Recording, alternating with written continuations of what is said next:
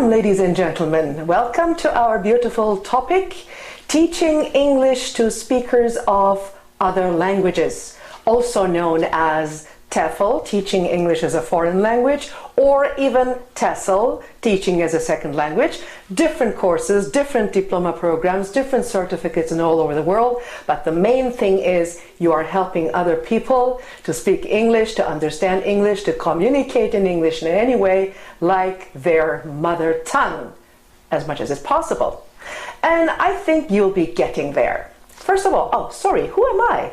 I am Leyla Tekul. I will be your lecturer throughout the modules. I am an English teacher myself, speaking Turkish, German, English and proficiency level, and French we will see in which level I am when we talk about the levels. But basically more communication rather than grammar or writing, reading in French.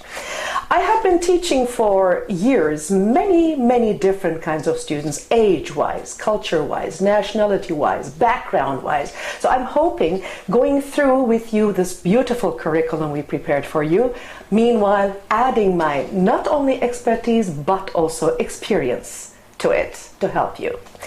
We start with beautiful proverbs here. Actually, either this Mr. Bob Talbert's thoughts, or maybe he might be inspired by anyone else. We don't know, but beautiful. Thank you, Bob, for that. There are no teachers if there are no students, it says. Let's think about it. What does that actually mean? It looks very easy, this sentence. But when you think philosophically what it means, which means as long as there are people to know something, to want to learn something, there will also be people who help them learning it and teaching them. Good teachers are costly, but bad teachers cost more. What do you think about that? Well, sorry? I wish I could hear you. I can guess. I'm trying to elicit now. We're going to come to that. But unfortunately, you can see me, you can hear me, I can't. But I will sense somehow. Well, you think, maybe a bad teacher has taught actually something very badly or something wrong to you, and then in order to correct and fix it, you need another teacher. That is one, you're right, thinking so. But also, a bad teacher can take your motivation away, cause a lot of damage, so that you need maybe not only one teacher, but one psychiatrist and one psychologist additionally to really open up your brain to learning process. It is such a responsibility to be teaching. We're going to go step by step through it. So the topics we will be covering here are knowing your learners, and becoming an effective teacher, and motivating your students, and incorporating multiple intelligences in your lessons. So we will divide them accordingly so that you have a clear knowledge of everything and actually also test your knowledge about after the lectures. So let's start with knowing your learners. First of all, I'm going to read it and then I will tell you how I am trying to learn you as lecture listeners and learners. In the process of getting to know your learners, your curriculum says, it is important to remember that your students come to you for a reason. Whatever that reason is, it's your responsibility as a teacher to find it out. It has been said that as teachers have reasons for teaching, students have reasons for learning. The importance of this statement towards the teaching-learning process can't be understated. Other aspects that you need to consider in knowing your learners are learning goal, age, language level, learning styles, and family and cultural background, which will be all going through step by step. Now, I think it is a little bit like being a consumer, because you're consuming knowledge. When you go to a car shop, for example, that sales associate actually has to know you, not only as somebody with a bit of money in the pocket. He has to know exact needs you have while looking for a car. Do you have a family? Do you need the car for the family? Do you need a 4x4? Do you go like out of the town? Or do you need a Mini to be able to parking in the city? So everybody has a different reason to buy a car. So is with teaching or with English. So every single student has a different reason to learn, also to learn English. Yes, it is your task to figure it out. Now you might be asking me, Leila, how do you know us? Now we're listening to you and watching you as a teacher, but do you know us? Did you prepare yourself for that? Well, actually, as much as I could, because it's a camera teaching, as much as I could. Well, I kind of know your level of English, your level of study, let's say, education level. I kind of studied why a video teaching on TESOL and how a video teaching TESOL can be efficient, and prepared myself accordingly. And during this process, I will try to empathize with you and think, I have been a student of English for a very long time ago, so I will think, so what would I be actually asking Leila if I were the lecture listener or watching her? So that's kind of an empathizing process, as much as we can do through this little camera. Okay, let's continue. Our second sub-headline is learning goals. So it looks very easy, learning goals. What are learning goals? Well, I want to learn English. Not that easy. Oftentimes we take students' reason for coming to class and learning goals as one. So we think when he comes to the class to learn English, she or he wants to learn English. Not that simple. In certain instances, these two may be the same, but in some instances they are not. Now you're wondering how. For example, a student who is deprived of parental love and attention may want to come to your class because you're filling this void in his or her life. Yes, you're kind of parenting him or her. He just needs that teaching attention. Like orphaned babies when you watch animal documentaries. Then a little orphaned baby goes to another pack of animals to look at their mothers, how they teach their children. We're going to come to that when we talk about the natural intelligence. I'm going to give you some examples from nature as well, as part we are of. Obviously, he or she sees your classroom as his or her home, and you as a surrogate parent. There you go. Maybe you have your own children at home. Maybe you are too young to have one. Maybe you will never ever have one. But now you have one, a surrogate one, and act accordingly. Another student comes to your class and he or she would like to improve his or her knowledge of English grammar. What would you like to have more than this? That's very easy case, ladies and gentlemen. This example shows clearly the student's learning goal. In this situation, that we can easily say that reason and learning goal are the same. Simply put, learning goals are associated with skills that the students would like to develop and or enhance. We will later go more deeply into that, like intrinsic and extrinsic motivation is a little bit connected to that, but we will hook there later on. Whatever the student reason and or learning goal is, it always affects students' attitude towards learning and consequently his or her performance. For example, according to my experience, I can only tell here, add to this beautiful curriculum, that in the years I have been teaching, I have seen so many different goals, even some differences in the same class. For example, some of them are just interested in proficiency tests, basically in the mark they're getting through any test. And some of them are just immigrants. They want to just immigrate to another country, no academic goal or even no professional goal. They don't want to be teachers. They just want to be able to communicate and find a proper job. So you might be teaching them. Some of them, actually very few of them, but there are just government supported and just want to make use of that. Fantastic, the government is paying them. They come to a country, kind of a learning holiday. Well, there it's a bit difficulty for the teacher because you cannot actually let them focus easily on something because they are enjoying their time and learning English is a side effect. It can happen. And then there are definitely academic purposes. And I even had a student who just wanted to travel around the world, coming from a very rich Mexican family. His only goal was maybe having some girlfriends all around the world and being able to communicate in different countries through English. That's a goal. So it is not always the curriculum. It is sometimes why and what they learn is so different in the same class even. Take note too, your curriculum says that such reason and or learning goal is clear to both of you, must be clear.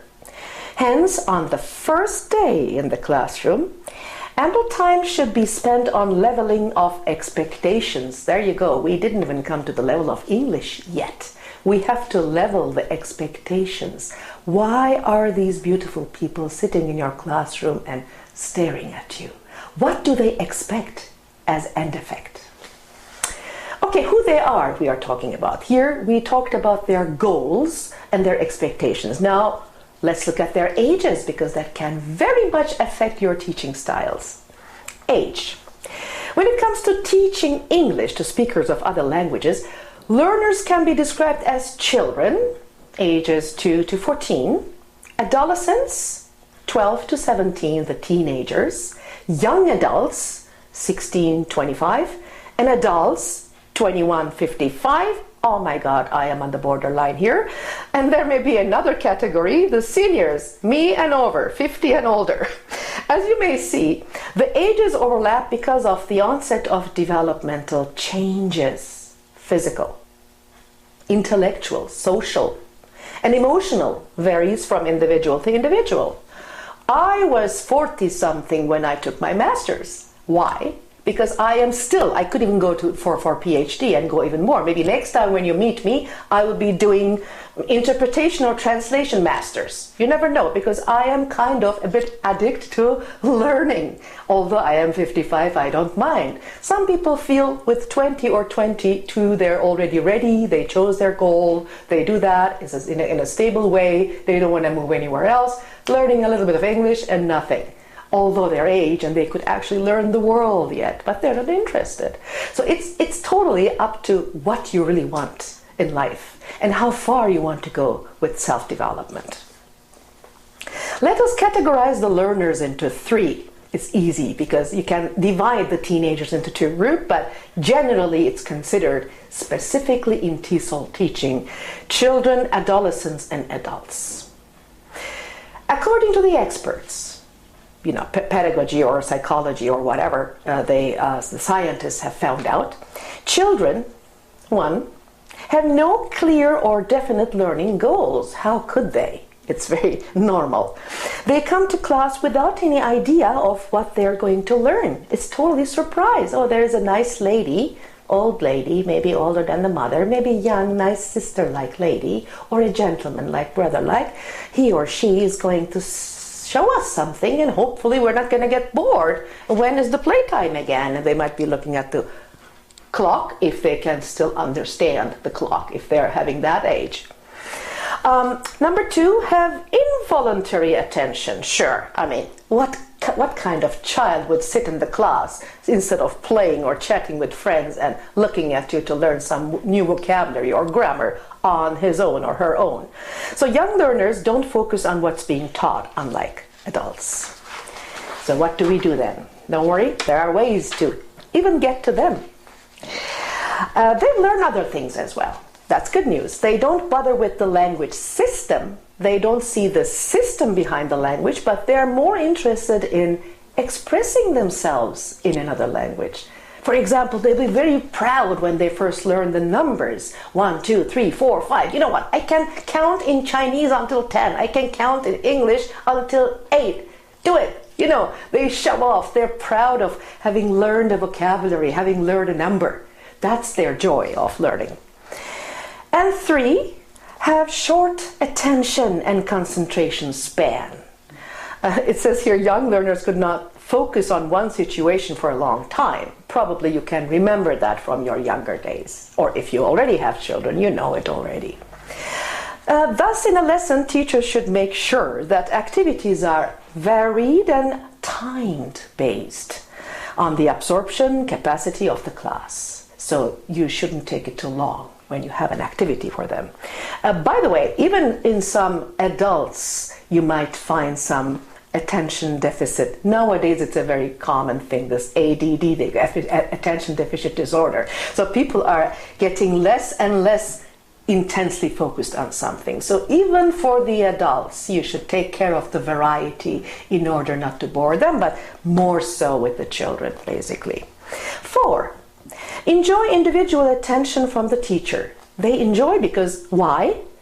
When you're a child, remember how you were, or how your children are, or how your sisters or brothers are. They are the center of the attention in the family. They're not used to sharing the attention of the parents with such big group and so many people around them. He is the king in the house, or she is the princess of her parents. So you should take care of only her. That's what they think. That's what they're used to from their parents' home.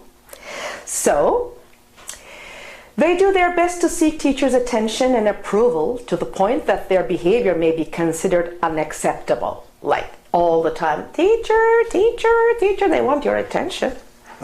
And 5, they are interested in activities that relate to their lives, yes, and experiences. When they're interested in any singer or any, Justin Bieber or Hannah Montana or Mickey Mouse, whatever their heroes are, you have to find things around them, or animals maybe, or colors, or certain fashion games. They respond well and learn better when real life situations are used in the lessons. We will give more examples, but this, ladies and gentlemen, all we are doing in this modules are overview of the TESOL generally. So don't worry, I'm sometimes passing like a wave, like surfing around the topics here. We will delve into them in detailed way in later lessons. This is just to give you a perspective of what is TESOL all about. So be patient. Let's look at the adolescents here. 1, they come to class with certain learning expectations. That's good. So they have certain expectations. Some of these expectations, though, may not be concrete yet, not exactly knowing what they want, but still they have an idea. And number 2, they are capable of abstract thinking. I think that's the main difference between an adult or a teenager and a child.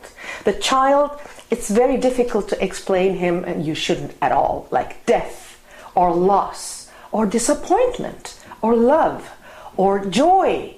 Joy is easiest, but specifically the negative or romantic, emotional or philosophical terms are totally strange to them yet. They're not there yet. But the adolescents kind of started to be dealing with them. And 3 is understand and accept the value of an academic type of learning. So they kind of start to appreciate what you're doing for them. For example, in learning language, they now appreciate why there is a need to learn the language system. So they are not necessarily resisting when you go with the articles slowly, or tenses, or prepositions, whereas with the kids, you just have to maybe go with, how do you go there? See, you go to there, come to me, or put it on the table. It's more like gestures, but with the adolescents, it's more, ladies and gentlemen, we have certain little particles for directions, and we call them prepositions, so they will not kill you when you say that, at least, or not getting bored or annoyed. And 4, they are passionate and committed about learning things that interest them. And unlike children, whose attention span is short, we talked about it, they spend considerable time and effort to complete tasks and activities. So when they're focused, when they're interested, no problem. And 5, they seek attention and approval because of their search for identity and self-esteem. They place, however, more value on peers' approval rather than the teachers. Now, that's an interesting point here. Because, ladies and gentlemen, adolescence, as you know, as many doctors and psychologists already found out, is a time of the person's stage or age where they are trying to find their own identity. And to do so, the best way to do it for them is to compete. Even if you look at the nature, when you look at the bear cubs, they're fighting. Why are they fighting? To figure out where their strengths are. We as humans, doing it in an intellectual way, show off in between our peers. So they like to achieve, and they like to boost their achievements towards their peers rather than to you. That the teacher appreciated it, maybe as an end result, it's an important thing. When they pass the class, they will say, wow, I have that mark or whatever. But in different activities, you have the luck that they want to prove themselves to their peers first. So when you actually design an activity, have that in mind for adolescents. And there we are, adults. Now, I am not there yet, I am senior, but there we are for you. Okay, 1. Have a clear understanding of their learning goals. Most of the adults do. Also, they appreciate better what they learn and how they learn. And they have more discipline and more motivation when it comes to learning, that's for sure. And they do the learning tasks even if they find the tasks quite boring. That is something, ladies and gentlemen, you cannot have the luxury with adolescents or younger learners, because to be boring, you lost the war, you lost the battle. There is no way to attract their attention if you don't interest or motivate them. With the adults, you might have a better chance, because these people, like us, we are used to going through certain boring situations, call it work, call it parenting, sometimes call it dealing with in-laws. So we have been actually, slapped by the destiny in many ways, and we know what actually suffering is to achieve a goal, whereas the young people are not that patient. Number 3, have longer attention and concentration span. Normally, if we are not suffering from ADD or any other condition. They are more committed to complete the learning tasks as compared to teenagers and children. 4, have higher order processing skills. What does it mean? It means they try to apply what has been learned in their life, in their daily life. It's not like in the air. And whoever, however, whenever I'm going to use that information. No, they actually apply the information right after the class even. Maybe just talk or go next day for an information interview or just a job interview, and they apply what you actually taught them in that certain topic. The experiences affect their attitude towards learning. That's a very short sentence, but means a long thing, because we gather the maturity through our experiences, not only what is being taught technically to us. Life is sometimes our university itself.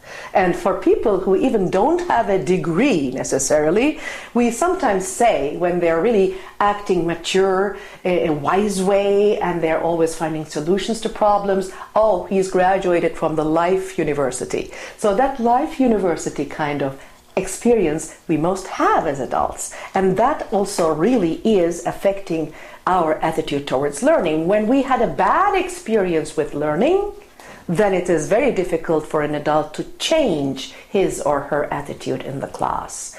So while getting to know your students, you have to also take care of their experiences, and we're going to go to there right in the next units. Corollary to the adult characteristics mentioned before, remember that as the teacher, it's your responsibility to. Please don't be afraid when I talk about responsibilities. Responsibility is a good thing. Can you imagine that somebody's success is depending on you? And you read in the newspapers or you hear from people that he or she has achieved a goal, and you exactly know, and he knows, and God knows, whoever you believe it knows, that it's your job. This is priceless, ladies and gentlemen. We're going to come to that.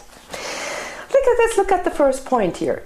Know and understand your students' learning goals. I think you got it by now, why it's important. And take interest in their experiences, as this is the key to know them better. That's what we were talking about, having the life university behind. Understand that their educational and cultural backgrounds affect their learning. So it's maybe not their intelligence, maybe not that they're sleepy that day, but maybe learning is bad teachers, you remember, in the beginning of the unit, we were talking about that the bad teachers cost more. Maybe that's it. Maybe there is a baggage, there's an emotional baggage there. You have to at least sense it or figure it out, if not with details.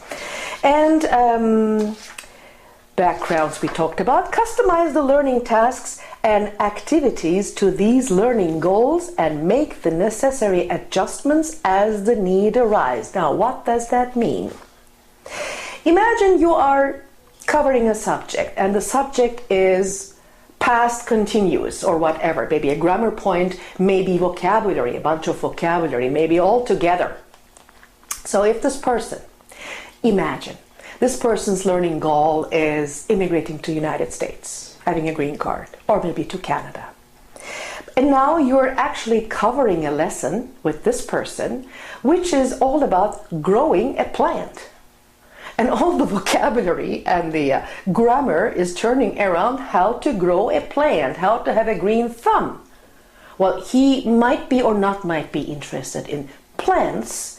And yes, he might get it, because you're a good teacher, okay. You might squeeze it into his or her head, but you would be definitely having more success if you turn the same topic in an activity as a future US citizen he might be interested in, rather than growing a plant. It's just an example, like I thought now. That's what this sentence says. Teach what is relevant and useful in their lives. So there are certain, sometimes certain demands students are asking you, and you feel like you have to express, like slang, street language, bad language, or some idioms you're not maybe supposed to teach even, because it's not necessary. That can be learned 5-6 years afterwards. And yes, you give an answer, but don't lose too much time on it. Teach more what's necessary. Because this is the first thing when we learn a language. Bad words, swear words, slangs, specifically those who are interested in United States culture, Hollywood movies, and all the verbs and the terminology used in the movies. Most of them are slang, or they're watching TV series like Friends or Desperate Housewives or whatever, and then they grab there a slang word or a term which they will be never ever using. And when they come to you and say, "Teacher, what is cougar?" Okay, go first with the animal, then you can teach the other part. And teach them with respect and be tolerant of multicultural beliefs and practices. That's so crucial, ladies and gentlemen. But good news, no, sorry, first bad news. Bad news, it cannot be learned right now, immediately. Good news, after a certain experience, everybody gets it. So you have to be patient with yourself with those things. There are things in English teaching a very freshly baked teacher can do and manage with intuition, with knowledge, with a nice personality from the first day on. But there are things, even if you are Einstein or genius, you have to experience to be managing it. They cannot be learned and applied in the first classroom. So don't be harsh on yourselves. Just for now, get it, put aside, you will use it. Just an example from my own experiences in terms of teaching them what is appropriate and respect their culture. I can remember to have taught a very traditionally religiously believing group, a mostly closed society where dating is not necessarily being accepted. And I was covering the word date, come from data in Roman, first the date, like the day and the year, and then date can be used as a noun. This he's my or she's my, no, she's right. He's my date for this commencement dinner, like having some company, or to date as a verb. So I suddenly realized while I was covering that in a very neutral fashion that it was a little bit intimidating for the group I was talking to because they don't date. But what should I do? Oh, sorry, no. You just go and slide over it and go to the next vocabulary, but don't insist on it. Don't give further examples. There's always a way around. So you have to teach what you have to teach, but please be a little bit sensitive towards the different culture groups. Okay, now we are there, language level.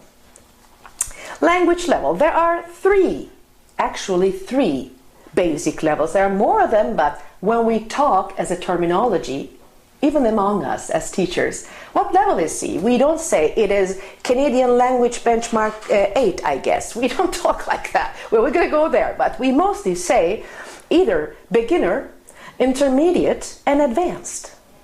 Imagine a continuum where the left side corner has a label beginner, in the middle intermediate, and far right, according to your right, advanced. In between these 3 points are other labels such as low beginner, high beginner, low intermediate, and high intermediate. It's like a color scheme, basically. Take a look at the diagram in your reading material, adapted from Jeremy Harmer's book, How to Teach English. And B is beginner. LB is low beginner. So you have to get used to those abbreviations we use a lot. For example, like L1, L2, later you will see that first language speakers, second language speakers. In every subject and every area, you have to also teach your students and also get used to yourself that Americans love abbreviations. So they should learn that ASAP.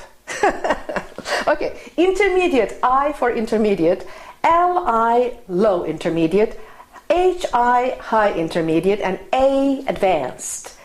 As regards the diagram, it's important to remember the following. Beginners are those who have 0 English. I only had 1 student. That's very interesting. Intermediate students are those who have basic English skills. They can read and understand simplified text and communicate fairly well. I think I found my French. That's intermediate. And advanced students are students who can speak fluently, read and understand unsimplified text, and can express themselves clearly in writing. So basically the 3 groups we are dealing with here. Beginners, though, can be classified as real and false. And that is also related to culture, I'm going to tell you soon. Real beginners are those who have not been exposed to English at all, have never heard English. I don't know, you will say, come on, we're in America, and America is kind of the world. Is there still anybody who has never heard English? Yes, there are. There are. And the false ones are those who have knowledge of the language, but such knowledge is limited. They're afraid of talking because they're not sure. They can barely say, my name is maybe Floranza or whatever, but that's it. How old are you? They do that. They cannot do that.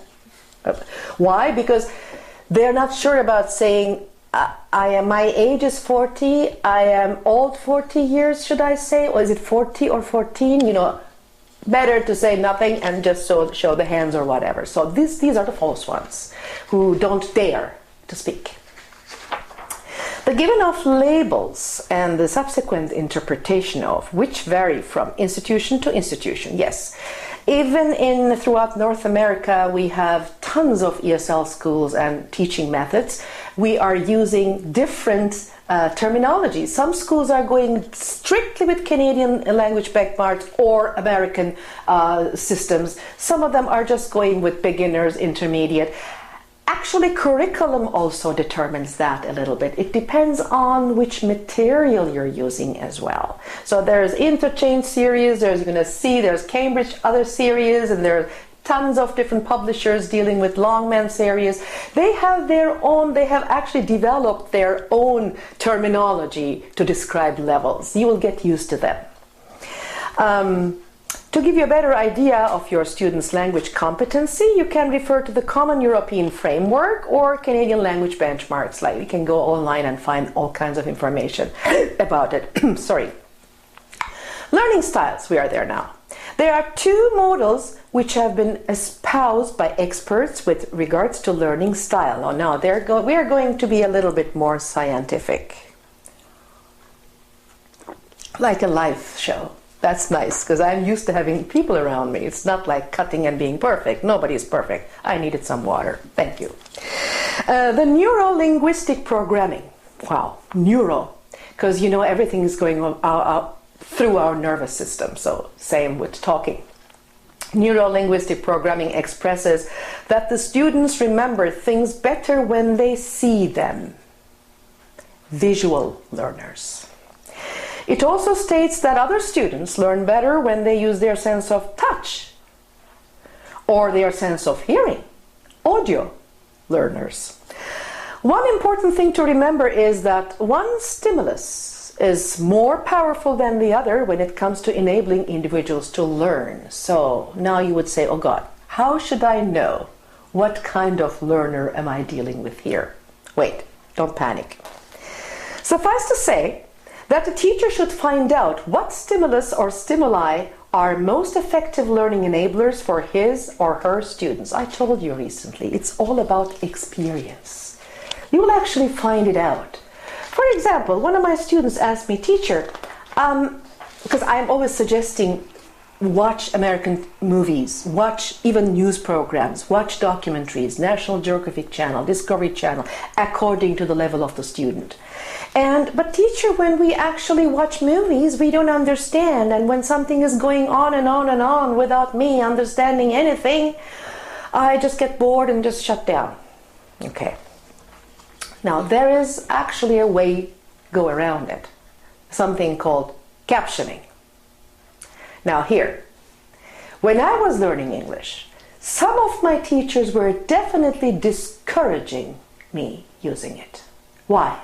They said, they thought, dividing hearing learning and seeing learning, audio, visual, into two in your brain can distract you, they said. You either watch and hear or watch and read. When you try to do both, you're going to be confused. You know what? Maybe, but it worked for me. I was a student who was actually maybe in need of both. And in the very beginning, when I was small, I was watching cartoons and everything with captioning to capture English properly.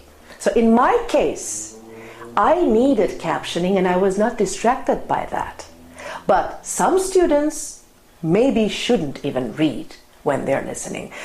Actually, if you're dealing with adult students, you can ask and figure it out yourself. Even when you're going through reading, you can see, are you a silent reader or an out loud reader? Some people, when they read out loud, they listen to their own sound and pronunciation and don't understand anything from what they're reading, and they actually prefer to read it in silence. Some people, when they hear the word, learn and understand better. Oh my God, that's the ocean, it's so deep. How am I going to get this? Just 1 month in business, you get it. But please be patient with the theory. Okay, so the second model is multiple intelligences, which was pioneered by Professor Howard Gardner. He's a very famous person. States that all of us have multiple intelligences. You know, like we are measuring everything with IQ. We were actually, and we were thinking somebody who has the mathematical and the linguistic intelligence is great, like Einstein, and everybody else is stupid. That was the thinking, that was the actually biased thinking for years and years and years, after some of the scientists figured out some different types and colors of intelligences. This is no longer existing anymore. Otherwise, only the higher intellectual, mathematical and linguistic genies could learn and speak English. Look at the world, everybody does. It's only how to find it, where the intelligence is, and preparing the lessons accordingly. That's it. So far, there are 8, ladies and gentlemen, not even 2, let alone EQ. We are not even talking about this. There are 8 multiple intelligences believed to be possessed by human beings. Let's look at them. Linguistic, mathematical, there you go, bodily kinesthetic, musical, visual and spatial, intrapersonal, interpersonal, naturalistic, goes on and on. There is a separate section of these learning styles. We're going to go one by one through them. For us teachers, these models pinpoint certain lessons in our class. There are individuals who have various intelligences, just get to know this now, and learning styles. There is no best learning style, as the range of response varies from individual learner to the other.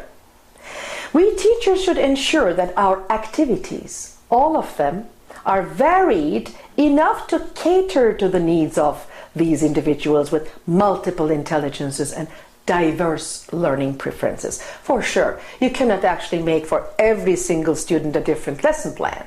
So what you have to do is variety of activities which actually speak to all intelligences. Maybe one student is going to get it better with that activity, and the other student is going to be better performing with the other activity. So it's up to you to have this variety and diverse teaching styles.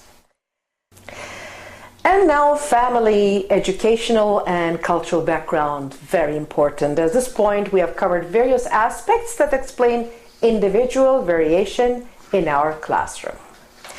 The last aspect that we need to discuss is family and cultural background of your students, and I'm going to give you there more concrete examples from my experience. There are students who come from homes, ladies and gentlemen, where education ranks high in the parents' priority list. What does it mean? The parents think that education is very important. They would do anything for their kids to be going to schools and being a very, very well knowledgeable person. They would even sell their homes. They would do anything, because they were maybe not able to study themselves, and they want to have the further generation go further, basically. Therefore, these are the students who get full support for homework and other school activities. So if you want to do your homework or anything, or if the school actually asks you something to do, your parents will never say no. That's good when you have these kinds of students. These are the students who pose the least problems, as the curriculum says here. But others may come from homes with little or no parental support at all. And oftentimes they are the ones that demand teachers considerable attention. Some of them are maybe the ones we mentioned before. They think that you are the knowledge giver parent, like an orphan animal goes to another group. So another group of students who can pose a great challenge to the teacher are those whose culture is different from that of the teacher. And I'll tell you that why as well. They may feel differently about certain topics and may respond differently to certain activities. One culture that has a great impact on learning is the culture of silence. In some parts of the world, classroom activities are mostly teacher-centered, where students listen more to the teacher but speak and do less. In some cultures, even talking, asking something is kind of challenging somebody you should be respecting, and it's an insult. How can you question the teacher? She is the all-knower, the most knowledgeable, the pinnacle of the education. You just have to obey, listen, take some notes, memorize, and don't open your mouth and don't say anything against him. Otherwise, you'll be punished. They learn that from the childhood on. And now, you might be forcing these students as a Westerner, as a most Westerner, you might be forcing these students to say something against even you. Specifically, one day when they grow up in language and have to, for example, debate. They are not used to give their opinions when somebody is older in the room. So these are challenges you might be facing. I'm going to give you more examples as we actually further go. Now, ladies and gentlemen, this is hopefully giving you an idea of how to approach a language learner from age, from cultural background, from motivation, the real reason, learning goals, from the family and background we talked about, and you will be dealing with different variety of students, and you know what? Most of them in the same class. And don't worry, you'll be even dealing with multi-leveled classrooms, where even if all the students are coming from same culture, imagine you are Filipino, or you are, let's say you are Indian, or you are Iranian or Iraqian, whatever, and all the students are having no problem. They're all the same age like you, a bit younger than you. You share the same culture, no problem, okay? They are all intrinsically into it. They love you, you love them, you know your stuff, but their levels are different. So there will be always differences, and mostly more than one aspect is different. But there are so many students waiting for you to help them, and I'm 100% sure that we will be able to help you to find a way to do so. See you next time.